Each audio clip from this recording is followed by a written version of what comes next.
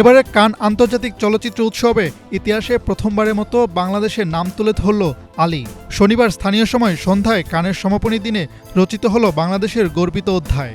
৭৮তম আসরে বিশেষ উল্লেখযোগ্য ছবির স্বীকৃতি পেয়েছে আদনান আল রাজীব পরিচালিত ও আল আমিন অভিনীত স্বল্পদৈর্ঘ্য চলচ্চিত্র আলী।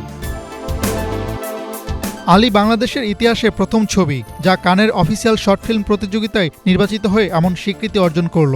এমন সাফল্য নিয়ে প্রতিক্রিয়ায় নির্মাতা আদনান আল রাজীব বলেন, এই স্বীকৃতি কেবল একটি পুরস্কার নয়, এটি বাংলাদেশের স্বাধীন চলচ্চিত্র নির্মাণ চর্চার যুগান্তকারী সাফল্য। সম্মাননা পেয়ে বেশ উচ্ছ্বসিত অভিনেতা আল আমিন। কান ফেস্টিভ্যাল আমরা সবাই জানি যে বিশ্বের অন্যতম সবচেয়ে বড় ফিল্ম ফেস্টিভ্যাল হলো কান ফেস্টিভ্যাল। তো এই ফেস্টিভ্যালে আমি আমার ফিল্ম নিয়ে আসছি আলী নিয়ে। তো এটা আমার কাছে অন্যতম বড় পাওয়া। আমার অনেক প্রাউড ফিল হচ্ছে আমার দেশ নিয়ে, আমার ফিল্ম নিয়ে, আমাকে নিয়ে।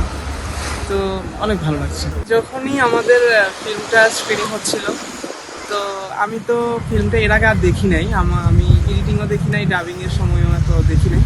তো ফিল্মটা যখন আমি এত বড় একটি মঞ্চে দেখলাম যে এই মঞ্চ থেকে বড় বড় ফিল্মগুলো অস্কারের জন্য নমিনেট হয়, তো এই কানের এই মঞ্চে আমি আমার ফিল্মটা দেখে আমি অনেক ইমোশনাল হয়ে গেছিলাম, আমার অনেক কান্না আসছিল। তো এরপর যখন আমাদের ফিল্মটা স্ক্রিনিং শেষ হয়, সবাই হলে যত মানুষ ছিল সবাই দাঁড়িয়ে প্রায় 10 থেকে 11 মিনিট মতো দাঁড়িয়ে সবাই করতালি দিচ্ছিল, যেটা আমাদের জন্য অনেক বড় পাওয়া।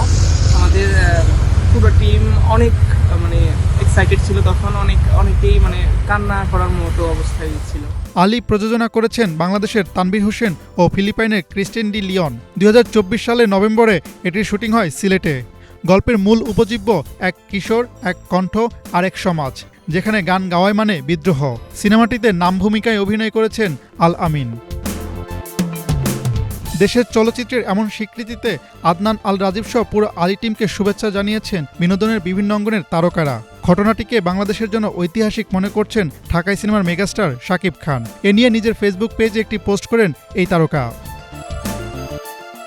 ফ্রান্সের দক্ষিণ উপকূলে ভূমধ্যসাগরের নীল জলের পাশে গড়ে ওঠা কান শহরে 13ই মে শুরু হয় রূপালী স্বপ্নের মহোৎসব ৭৮তম কান চলচ্চিত্র উৎসব। তারকাজলা সন্ধ্যা, গল্পে মোড়ানো সিনেমা আর শিল্পের বৈচিত্র্যে ভরপুর ছিল টানা 12 দিনের এই অনিন্দ্য আয়োজন। অবশেষে 24 মে জমকালো পুরস্কার বিতরণীর মধ্য দিয়ে নামল সেই পর্দা, যা ছিল চলচ্চিত্র প্রেমীদের জন্য এক অনন্য অভিজ্ঞতার সমাপ্তি। হাসনাত জুবায়ের, বাংলা ভিশন।